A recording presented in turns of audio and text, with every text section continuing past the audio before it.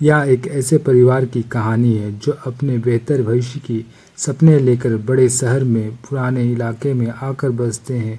उन्हें बहुत बड़ा और सस्ता अपार्टमेंट मिलता है, लेकिन उन्हें यह नहीं पता था कि उनका घर की दीवारों में वर्षों पुराना सन्नाटा और खौफनाक राज दफन है।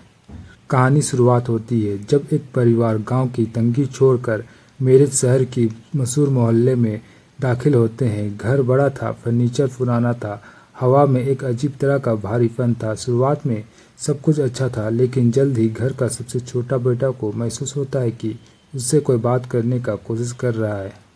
एक पुराना रेकिंग चेयर घर के कोनों में रखा था, बिना हवा के वो अपने आप हिल रहा था। किचन का सामान कभी गिर कर आवाज़ दे रहा था, तो कभी दीवार पर अचानक एक लंबी लकीर खींच जा रही थी। घर की सबसे बड़ी बेटी को एहसास होता है कि उसका पीछा कोई कर रहा है, लेकिन उसका पीछा कोई इंसान नहीं बल्कि एक साया कर रहा था। वह साया उसे डराना नहीं चाहता था, बल्कि उससे कुछ मांग रहा था। धीरे धीरे वह साया इतना ताकतवर बन जाता है कि परिवार के सदस्य एक दूसरे पर शक करना शुरू करते हैं। घर के अंदर बच्चे गायब हो रहे थे। दीवार पर एक ऐसी आवाज़ सुनाई देती है जो कोई दर्द में चिल्ला रहा है। उन्हें पता चलता है कि उन्होंने पहले रहने वाले शख्स ने उनको समाज ने ठुकरा दिया था। वह तड़पते हुए वह बुरा साया बन गया। इस परिवार को वह निशाना बना रहा था।